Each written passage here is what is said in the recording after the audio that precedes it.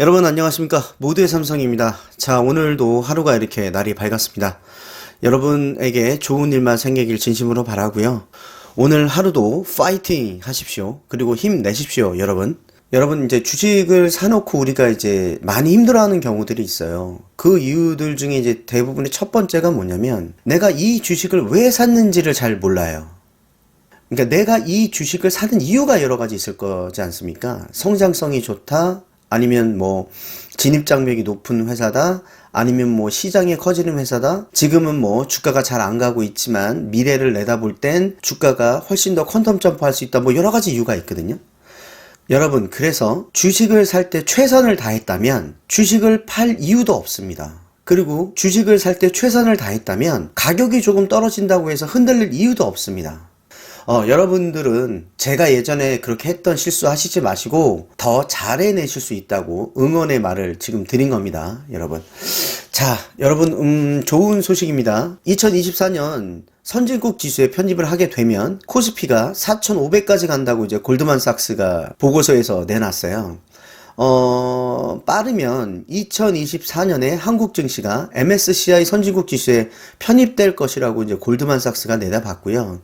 그렇게 되면 글로벌 자금이 국내 유입이 되고 한국 시장에서 항상 힘들어했던 코리아 디스카운트가 해소될 확률이 높기 때문에 코스피 지수가 3,760에서 최대 4,500까지 오를 것이라고 전망했습니다. 골드만삭스가 발행한 아시아 태평양 포트폴리오 전략 보고서에서 한국 증시가 MSCI 시장 접근성 문제를 해결하고 올해 6월 검토 대상 목록에 들어갈 경우에 빠르면 2024년 선진국 지수에 편입될 가능성이 있다라고 얘기를 했습니다. 현재 한국 증시는 이제 MSCI에서 신흥국 시장으로 이제 분류되어 있고요. MSCI가 경제 규모, 그리고 주식 시장의 규모와 유동성, 외국인 투자자를 위한 시장 접근성 요 세 가지 기준으로 시장을 분류해요. 그래서 이제 한국 증시가 선진국의 시장에 이제 편입되기 위해서는 GDP 규모가 주식시장 기준 충족을 하고 있거든요. 근데 이제 몇 가지 요소가 미흡하다고 골드만삭스가 지금 지적하고 있어요. 지금 한국 시장에서 이제 문제가 뭐냐면 한국 원화의 역외 거래 금지가 지금 있고, 그 다음에 영어 정보 부족과 기업의 지배 구조가 지금 우려가 많이 되고 있죠. 여러분들도 요건 이제 잘 알고 계시죠? 그리고 이제 외국인 투자자에 대한 복잡한 신원 확인 규정이 있고, 그 다음에 이제 외국인 통합 계좌가 부족하다. 이런 것들이 있습니다. 여러분, 만약에 한국 증시가 MSCI 선진국 지수에 편입될 경우에 이 한국 증시 내에서는 소형주보다 대형주가 더 수혜를 입을 전망이 큽니다. 그럼 대형주가 뭐가 있을까요, 여러분?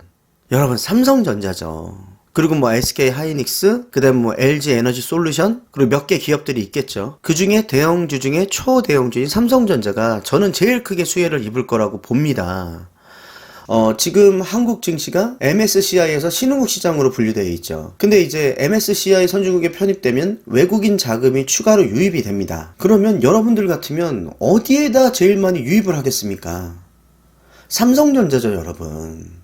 그렇게 되면 4,500까지 가면, 물론 이제 2024년에 이렇게 예측을 했지만, 그렇게 되면 제가 볼 때는 그러면 최소 12만원은 넘어야 돼요. 그럼 12만원에서 15만원 사이에 삼성전자 주가는 가 있어야 된다는 거죠. 그러나 뭐 주가가 뭐 제가 예상한 대로 다 갈 수는 없는 거니까 더 많이 갈 수도 있고요. 물론 더 적게 갈 수도 있습니다. 그래도 저는 12만원에서 15만원 사이에 주가가 가 있어야 맞다. 예. 라고 생각을 합니다. MSCI 선진국 지수에 이제 편입되게 되면 어떤 부분이 좋으냐면요. 여러분 이제 첫 번째로 패시브 펀드 자금이 유입이 됩니다. 그만큼 지수를 추종하는 각 나라의 연기금하고 패시브 펀드가 많기 때문에 우리 주식시장에 이제 자금이 대거 유입됩니다. 그래서 그 수혜를 저는 삼성전자가 제일 큰 비중으로 얻을 것이라고 생각하는 사람 중에 하나고요. 그래서 코스피랑 코스닥 양 지수가 크게 상승할 수가 있습니다. 그래서 이제 4,500까지도 보는 거고요. 그리고 우리나라 주식시장 변동성이 감소될 수 있습니다. 그 펀드 운용사들이요, 여러분, 이 신흥국보다는 선진국에서 더 중장기적으로 투자하는 경향이 있어요. 지금 MSCI 신흥국 지수 안에 있는 한국은, 진짜 이런 말도 있잖아요. 한국의 그 주식에 현금 ATM기다. 정말 저는 별로 기분이 안 좋거든요. 그런 소리 들으면. 외국인들의 ATM기나 다름없다. 삼성전자가 ATM기나 다름없다.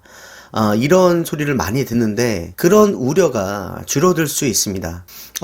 만약에 선진국 지수에 이제 포함이 되면 자금이 더 오래 머물기 때문에 증시가 장기적으로 우상향할 가능성이 굉장히 높아집니다, 여러분. 그렇지만 또 이제 단점적인 부분도 있어요.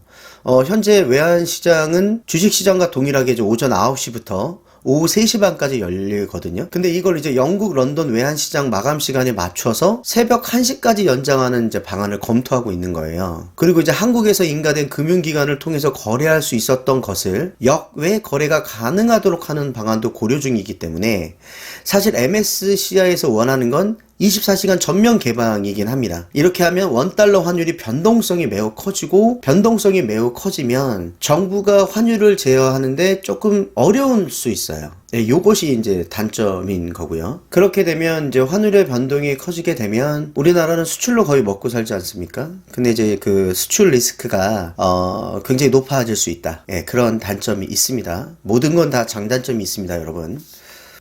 한국 증시가 지난 10년 동안 PER이 신흥국 시장 안에서도 16% 정도 할인 받았어요. 그리고 선진국 지수에 비해서는 평균 36% 저평가된 상태입니다. 현재 할인폭은 신흥국 대비 21%, 선진국 대비 47%로 더 확대됐습니다. 이게 이제 억눌려 있기 때문에 이런 것들이 해소된다면 한국 증시 또한 올라갈 것이고, 그리고 이제 삼성전자 주가가 제일 선두에서 먼저 올라갈 것이라고 저는 생각합니다. 골드만삭스가 지난 10년 동안 선진국 지수의 12개월 전망 평균 PER은 15.9배인 반면 신흥국 시장은 11.6배로 봤고요. 한국은 9.7배였다라고 얘기했고요.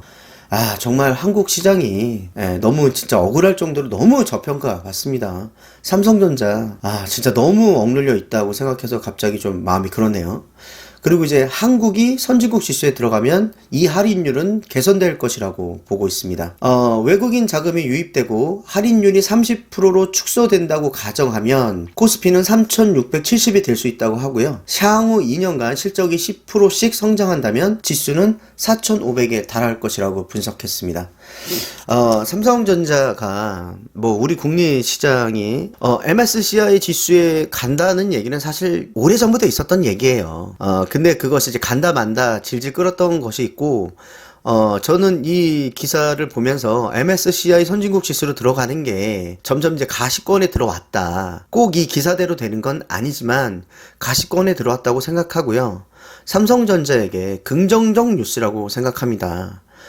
여러분 삼성전자 가지고 있으면서 많이 흔들리시지만 기업을 살 때 제가 말씀드렸듯이 그 산 이유가 변함이 없다면 주식을 팔 이유도 없습니다, 여러분. 힘내시고요. 삼성전자 주가 반등합니다. 자, 과거는 돌이킬 수 없지만 미래는 바꿀 수 있습니다. 모두의 삼성입니다.